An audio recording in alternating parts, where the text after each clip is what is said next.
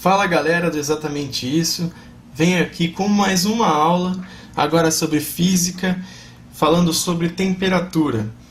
É uma aula que vai incluir vários conceitos importantes que provavelmente vocês vão ver todos separados, mas que ele constituem uma coisa só.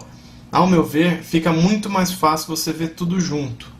Eu vou falar um pouco sobre cada um e, para ser sincero, foi bem difícil compilar todos esses assuntos para que fique possível colocar numa aula só, para não ficar extremamente extensa.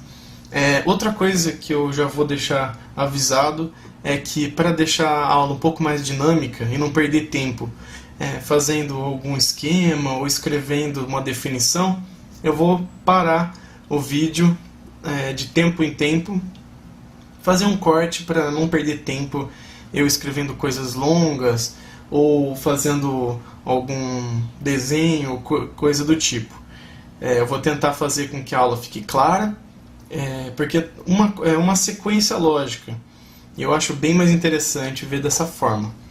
Na aula de física de vocês vão ver separadamente, mas é tudo uma coisa só.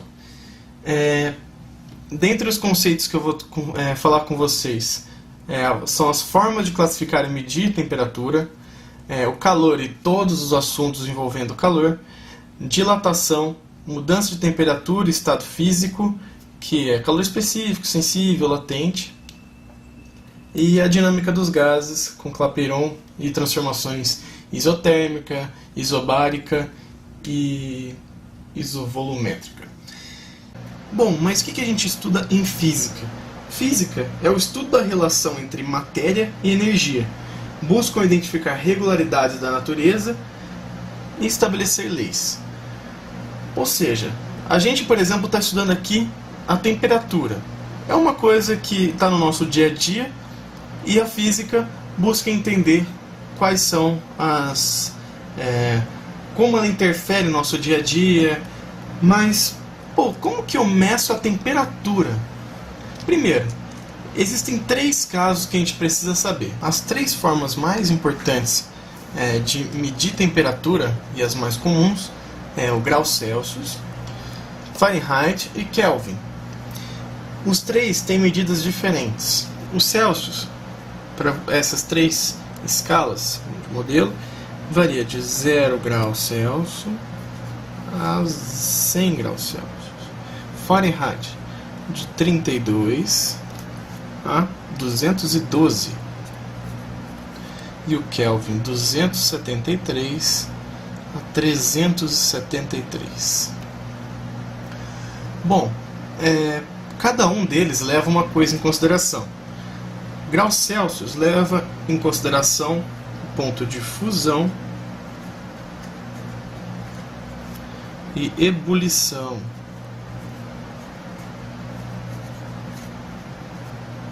Da água.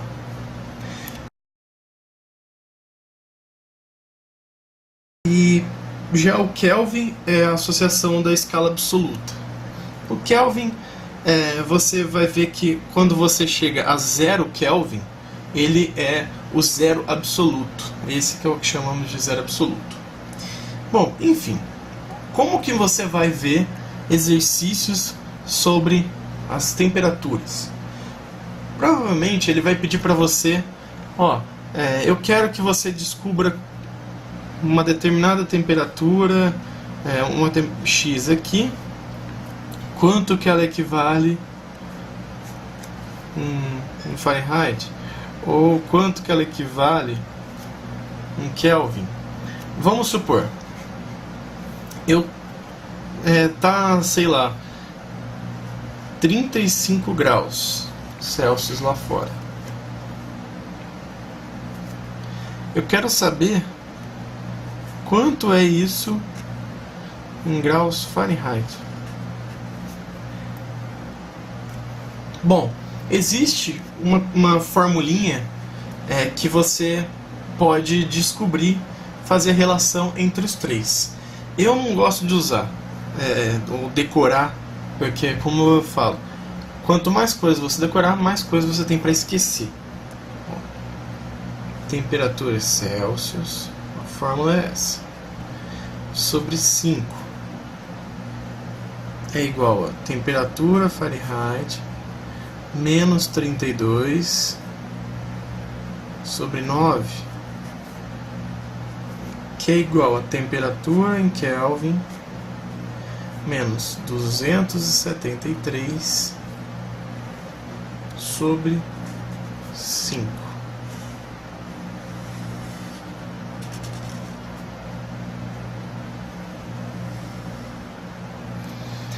Mas lembrando, eu acho que eu vou fazer para vocês agora um jeito bem mais simples de identificar quanto que é graus Celsius e Fahrenheit e assim por diante. Vamos supor os 35 graus aí que você tem. Você pega. Aqui é tudo uma escala, eles estão em proporção. Então, 1 vai de 0 a 100. Então você pode fazer a temperatura final, que é a máxima aqui, menos o 0, que é o mínimo, sobre a temperatura sua, que é no caso o Celsius. Vou colocar o X mesmo, porque eu vou criar um padrão. Menos o 0 também.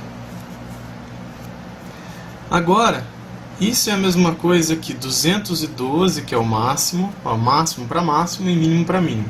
Se aqui é 0, mínimo, o mínimo aqui é 32. E agora o Y menos 32. Vamos supor que a gente tem os 35 que a gente quer fazer. Então fica 100 menos 0, 0, 35 menos 0 é igual a 212 menos 32, 180, sobre a temperatura que a gente quer achar, menos 32. Você multiplica aqui, primeiro, 100 y menos 3.200 é igual a 180 vezes 35. Bom, agora 180 vezes 35, isso aqui é 6.300. Vou fazer aqui em cima.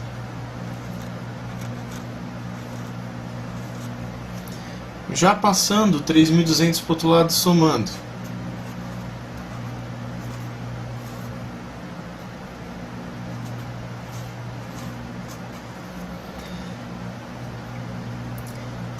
Y é igual a 9.500. Corta 2 zeros. Y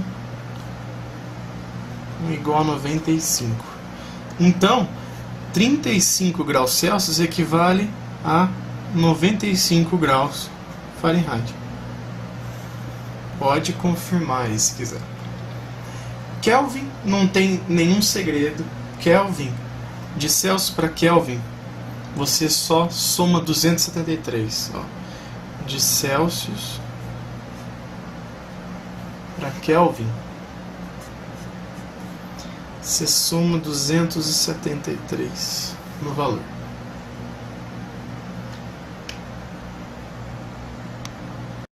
Bom, agora vamos falar um pouco sobre o calor. O calor é uma quantidade de energia transferida entre corpos. Eles têm que estar em temperaturas distintas. O que você precisa saber? Quando você coloca dois corpos em contato, ele vai do corpo mais quente para o mais frio. Então vamos lá. Vou colocar aqui de azul. Calor, quantidade de energia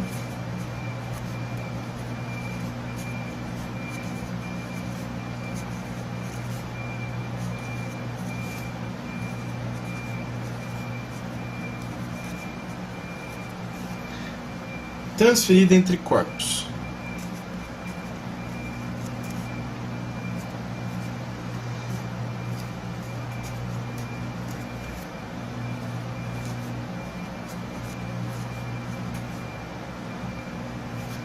que vai do corpo mais quente,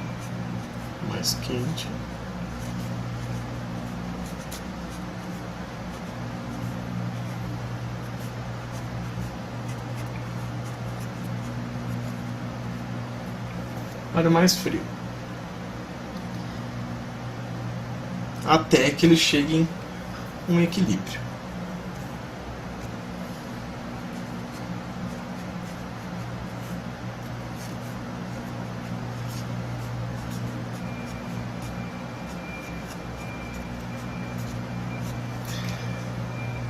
Como que você já deve ter visto, por exemplo, um termômetro, você vê que ele varia por causa do mercúrio que está dentro dele, que é aquele líquido vermelho, ou na verdade ele não é vermelho, né? Mas quando você vê dentro do termômetro, ele vai variando até chegar no equilíbrio, que é a temperatura externa. Ele vai expandindo ou contraindo de acordo com a temperatura que a gente está. Sobre o calor, a gente precisa saber quais são as formas de propagação do calor. Eu vou esquematizar cada uma delas primeiro. Bom, existem 3 formas de propagação de calor. Existe a condução térmica, convecção térmica, irradiação térmica ou irradiação. A condução térmica é propagação da agitação para a próxima partícula. Por exemplo, quando você bota uma colher, por exemplo, está no fogo lá, você põe uma colher. Se você deixar a colher no fogo, nem que seja só a pontinha, você vai sentir queimar sua mão. Porque o calor vai passando de partícula em partícula do material até chegar na ponta do material. Ele vai distribuindo o calor pelo corpo. Então, botei um fogo aqui na pontinha da colher. Ela vai esquentando por completo. Então, a propagação de agitação das moléculas daquele material. Convecção térmica. Por exemplo, se você coloca uma panela no fogo, primeiramente, as partículas do fundo vão começar a ficar com uma agitação maior.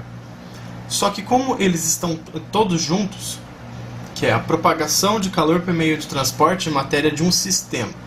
Eles são um sistema, como ele está dizendo aí na definição. Então, as partículas que estão no fundo e que se aquecem antes e ficam com a agitação das moléculas maior, eles vão tentar distribuir pelo sistema. Só que quando você começa a agitar muito uma molécula, ela fica quente, a densidade dela diminui. E quando as de cima, que são mais frias, têm a densidade maior. Então elas vão para o fundo. E as que estão mais quentes vão para cima. Então faz com que tenha esse ciclo. Uma coisa interessante sobre densidade. Por exemplo, vou fazer aqui do lado. Densidade, você sabe que é a massa contida em um determinado volume. Se você... esse aqui...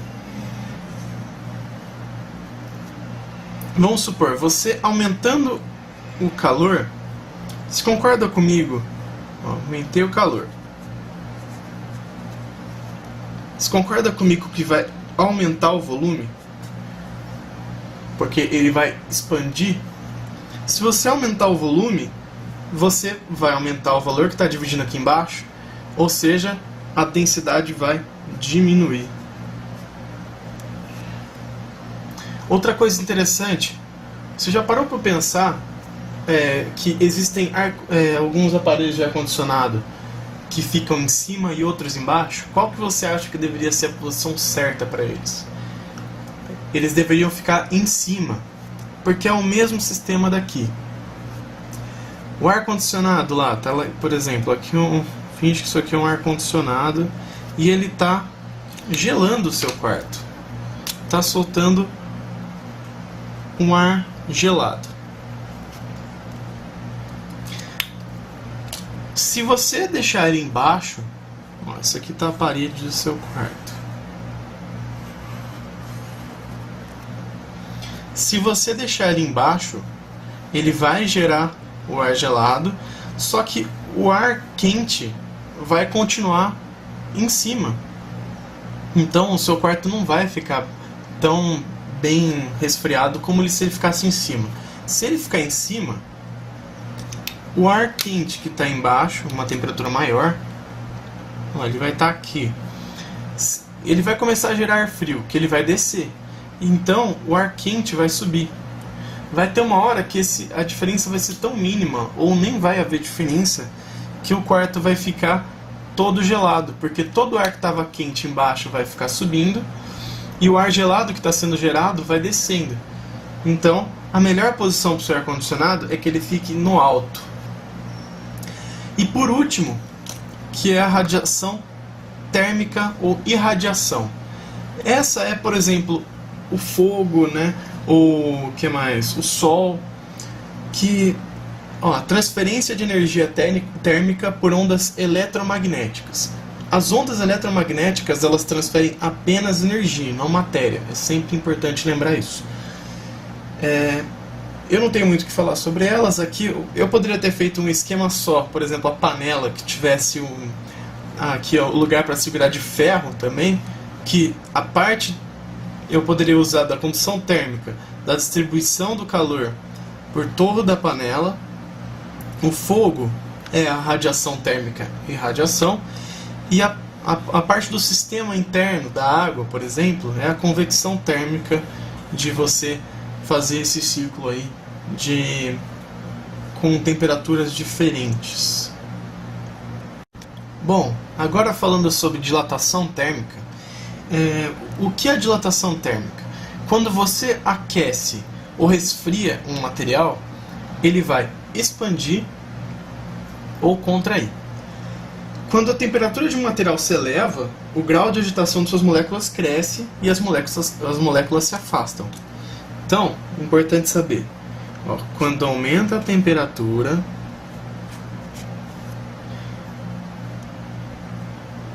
a agitação aumenta. Agitação.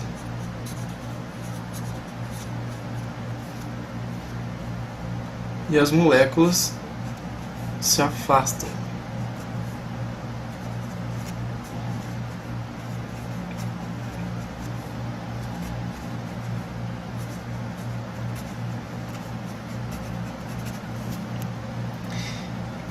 Existem 3 tipos de você considerar para você calcular a dilatação.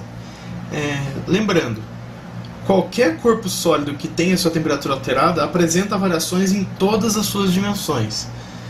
Só que, às vezes, você só vai ter uma dilatação considerável só no comprimento, ou a área, ou o volume, que são as 3 dimensões. Para você calcular, primeiro tipo, dilatação linear. Nela você leva em conta principalmente o comprimento. Cada uma leva em conta a dimensão mais significativa. Para a dilatação linear, o que importa é o comprimento. Ele tem uma expansão significativa ou contração significativa. Todas as fórmulas têm o mesmo padrão. A única coisa que muda é que uma varia, por exemplo, comprimento, área e volume, e o coeficiente de dilatação de cada uma delas, alfa, beta e gama. O alfa é o coeficiente de dilatação linear daquele material.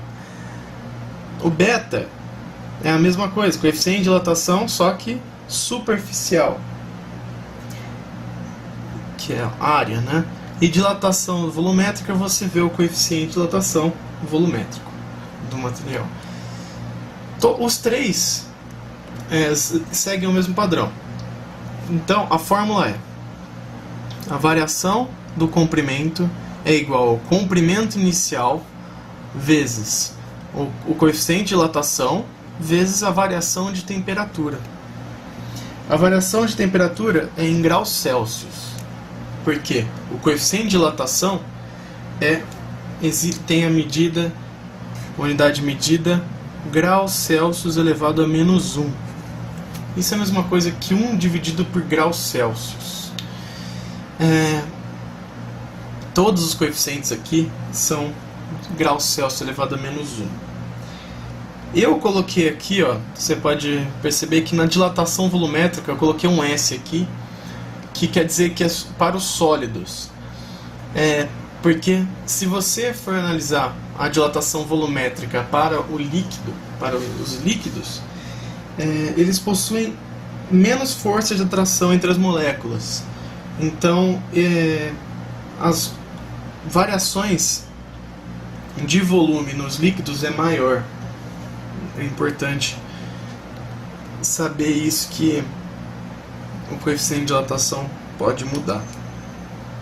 A relação entre cada uma, entre alfa, beta e gama,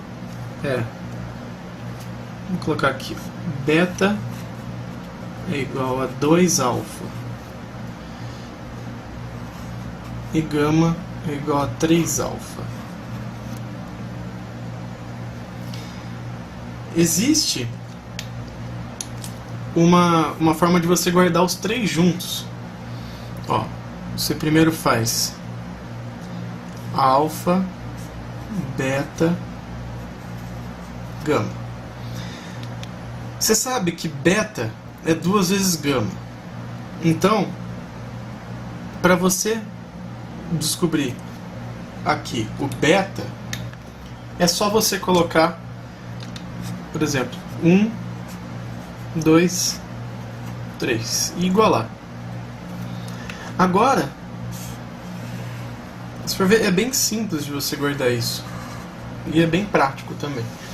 Alfa, beta, gama, 1, 2, 3 embaixo. Agora, como que eu faço para descobrir? Por exemplo, você quer relacionar o alfa com o gama. Alfa sobre 1 e gama sobre 3. Você multiplica, 3 alfa é igual a gama. Se você quer relacionar com o beta, fica alfa sobre 1 é igual a beta sobre 2. Logo, 2 alfa é igual a beta. Dá para você relacionar também beta com gama.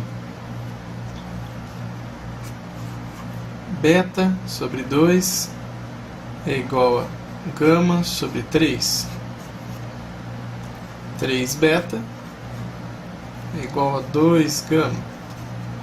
Aí você escolhe, você quer achar quanto que vale, quantos gama equivale a um beta, e assim vai. Por exemplo, se você quiser isolar o gama, gama é igual a 3 sobre 2 beta.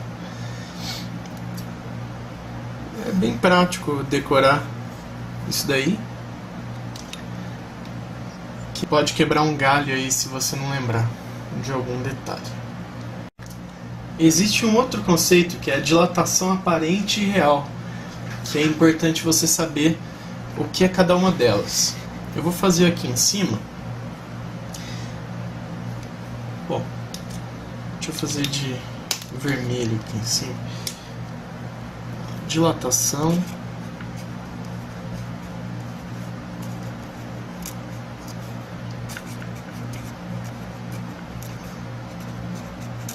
aparente e real.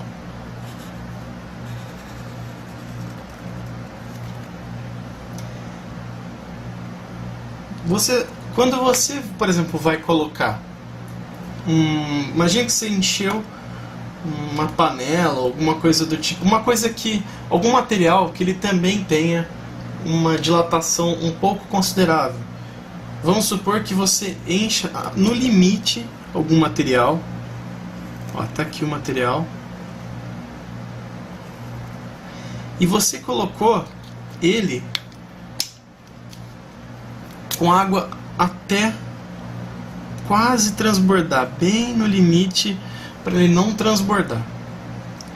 Aí você vai embaixo e coloca uma fonte de calor, um fogo, por exemplo.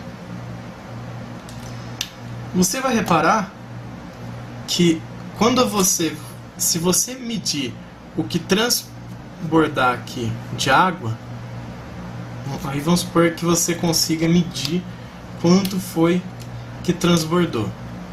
Você colocou um potinho aqui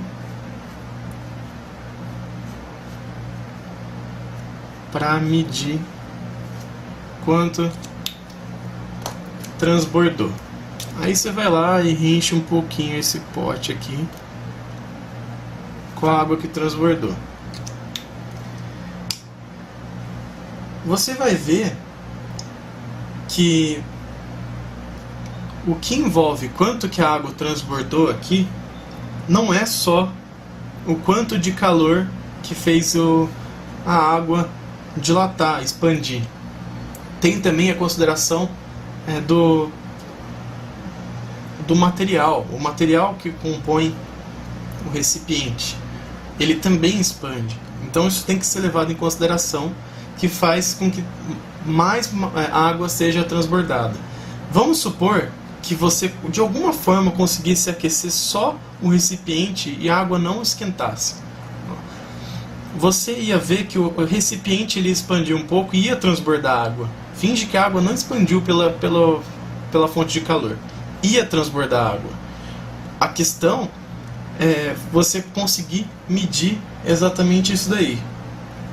Então, para você medir isso, variação do volume real é igual a variação do volume aparente mais a variação do volume do recipiente.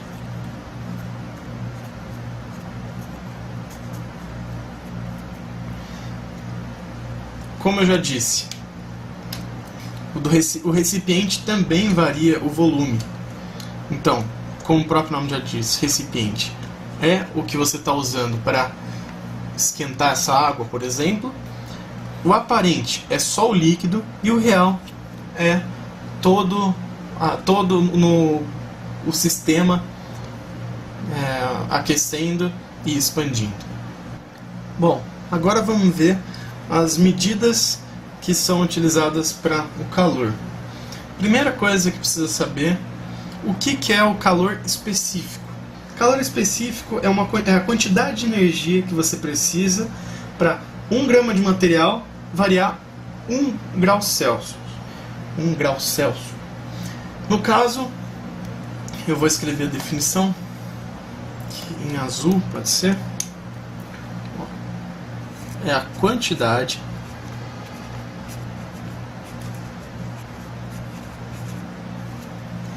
de energia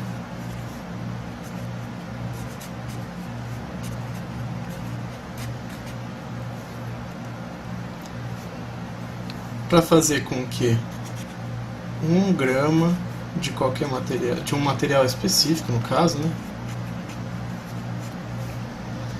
aumente 1 grau Celsius. E a unidade dele fica caloria por grau Celsius. Porém, vou fazer uma observação aqui.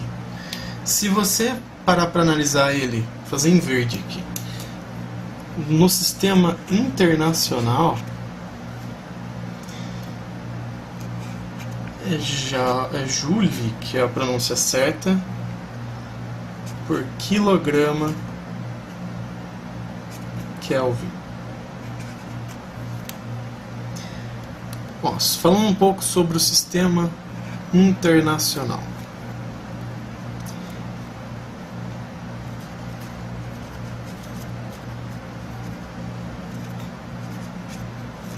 Comprimento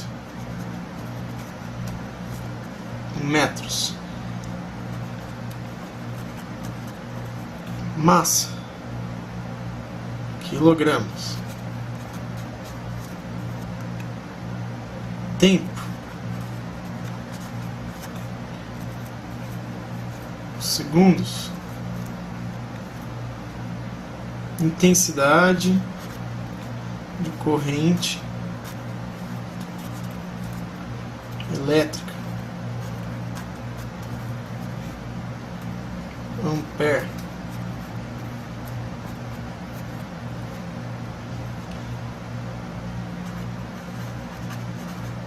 temperatura, Kelvin, trabalho e energia,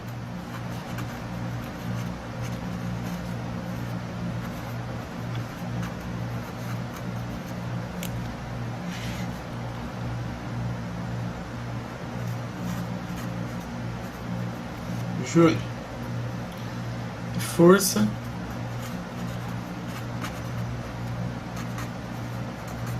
Newton. Bom, continuando, agora o calor sensível. O que é o calor sensível? O calor sensível é a quantidade de energia para alterar a temperatura de um corpo, sem alterar o estado físico dele. Ele tem uma fórmula que é a seguinte: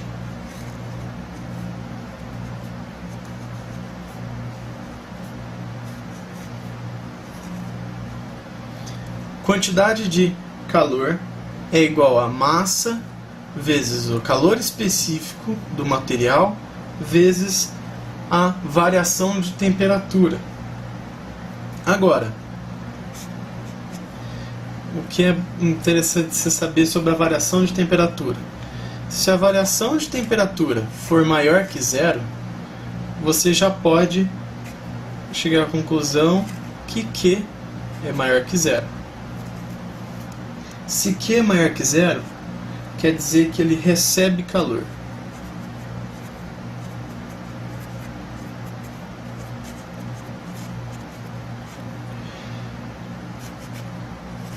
Se a variação de temperatura é menor que zero,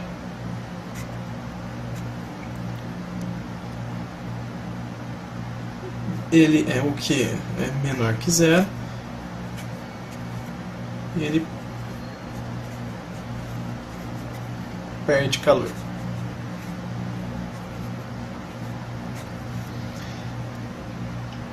É importante se lembrar que o calor sensível, a quantidade de energia, o principal é você saber que ele não altera o estado físico, sem alterar o estado físico. Já o calor latente, ele é justamente para essa transição onde ocorre a transição de estado físico, mas você tem que lembrar que no calor latente não altera a temperatura. O calor latente ele tem uma fórmula diferente, que é Q ml, que eles falam do Qmole, que aqui é Qmacete, que é a temperatura, né? Qmacete e Qmole. Aqui no caso, energia envolvida no processo para mudança de estado. Aqui sim é mudança de estado, aqui é mudar a temperatura, e aqui sem mudar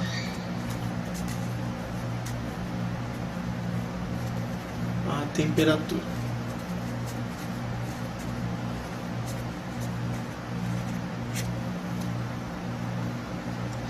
O que você precisa saber é basicamente isso. Eu vou fazer um gráfico aqui pequenininho para vocês verem onde cada um deles está representado. Bom, para esquematizar o gráfico aí de quando é o calor sensível ou quando é o calor latente, eu tentei fazer da forma mais clara possível aqui o gráfico. Eu não sou o melhor desenhista do mundo, então bom, o gráfico ele mostra a linha em laranja é o calor sensível e em azul é o calor latente. Repare que a linha azul ela está paralela à quantidade de calor, porque a temperatura não varia, a gente falou, ó, sem mudar a temperatura, o calor latente. Então quer dizer que ela está paralela, ela não está aumentando a temperatura em nenhum momento, né? Enquanto está ali em azul, ela está mudando de estado físico. Ela começa como sólido, a temperatura vai aumentando, aumentando, aumentando, fica paralela ao eixo X, que é a quantidade de calor. Depois aumenta, aumenta, aumenta e passa, muda de estado e passa para o gasoso. Eu coloquei aqui, ó, o gráfico está em temperatura por quantidade de calor. Você começa por uma temperatura inicial, aquece ele até ele chegar no ponto de fusão. Aí aqui é a transição de estado, aumenta, ponto de ebulição e depois passa para o gasoso, e aqui é o ponto de temperatura final que você colocou. Eu espero que tenha ficado claro aí o gráfico para vocês. Eu tentei fazer bem esquematizado para vocês conseguirem entender. Agora o assunto que eu vou falar com vocês é a dinâmica dos gases, um pouco sobre a equação de Clapeyron. A equação de Clapeyron, para quem não sabe,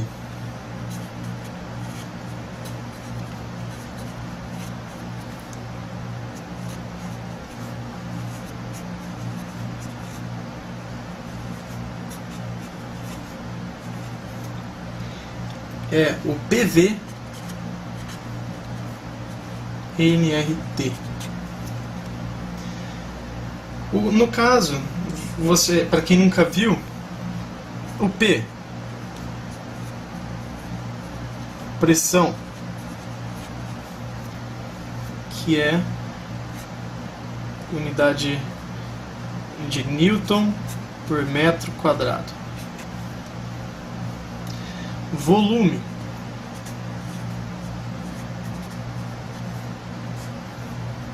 metros cúbicos. Isso pode ser em litros também, e aqui também pode ser em atmosferas. O N é número de mols. O R, ele pode ser, ele é a constante universal dos gases ideais. Constante universal.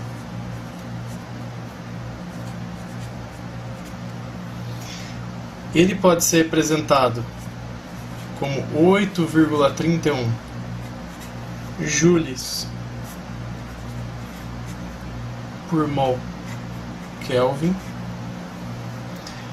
ou também, como é o mais comum, 0,082 atm vezes litro por mol Kelvin. Isso aqui já mostra que quando você usa o de cima, o que você for trabalhar vai trabalhar com joule, mol e Kelvin. E se você trabalhar com ATM, ou trabalhar com 0,082, você vai usar pressão em atmosferas, ATM, o volume em litros, o número de mols é a mesma coisa, temperatura também em Kelvin. E por último, temperatura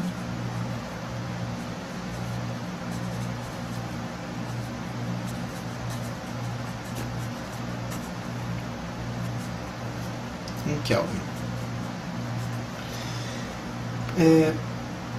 Você vendo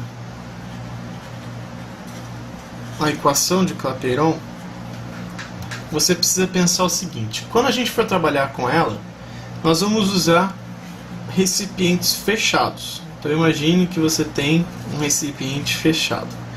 Então tudo que tiver aqui dentro,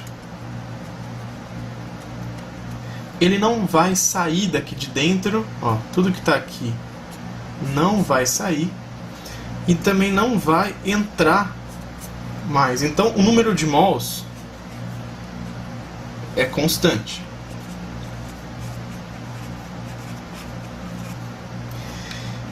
E você também tem uma outra já própria constante, constante universal. O que a gente vai ter que trabalhar? Basicamente, com pressão, volume e temperatura. Bom, Beleza. Como que a gente relaciona todas essas aqui?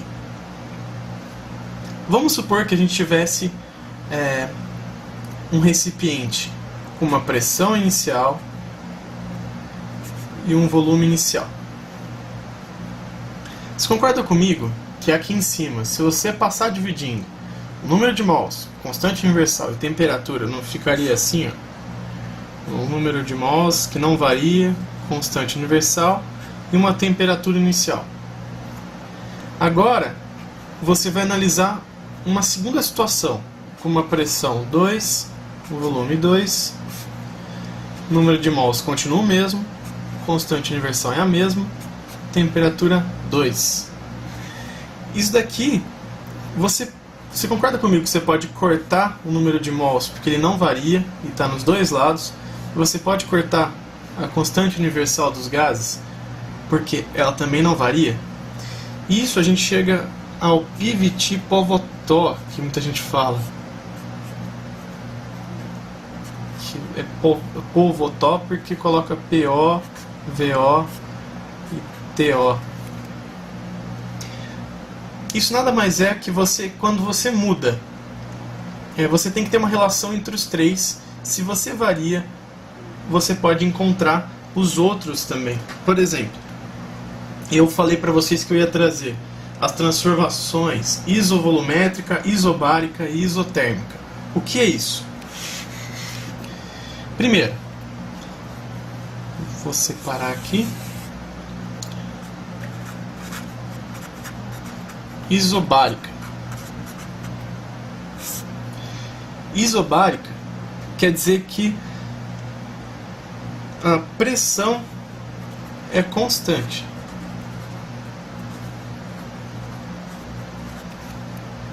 Então, você analisando o PVT-Povotó, se você colocar a pressão constante, quer dizer que ela não muda. Então aqui é um PP. Você corta.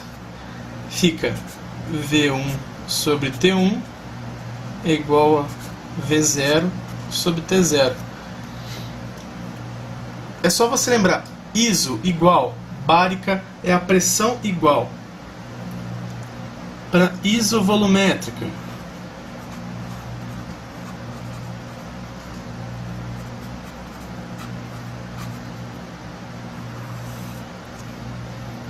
o que vocês acham que não muda? O volume. Volume constante. Então, cortando o volume aqui, fica P1 sobre T1 é igual a P0 sobre T0. Agora, isotérmica.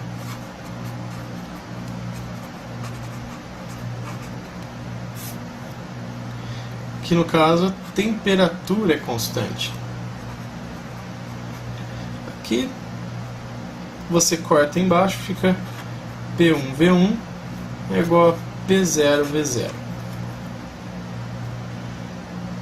Depois que você tiver os valores do antes e o depois, ou vamos supor, você tem um recipiente com um pistão. Está aqui o pistão. Ele primeiro estava numa pressão inicial, o volume inicial e temperatura inicial. Você pode mexer nele de várias formas. Você pode prender esse pistão aqui e diminuir a temperatura, por exemplo. Ou você pode pressionar ele, aí você vai ter que comprimir o volume e vai aumentar a temperatura. E assim vai. O exercício vai falar para você o que você está fazendo. Se você comprime aqui o pistão, você concorda comigo que o volume aqui vai diminuir? Então o volume 2 ali, o VI, vai ser diferente. E isso vai implicar na alteração dos outros valores também. Aí ele pode falar para você, às vezes pode ser só essa relação PVT-Povotó, ou às vezes pode ser ele não variou a pressão, ou não variou o volume, não variou a temperatura, e ele quer que você ache os outros valores restantes. Bom, o que eu ia trazer para você nessa aula meio longa e extensa sobre temperaturas. É isso.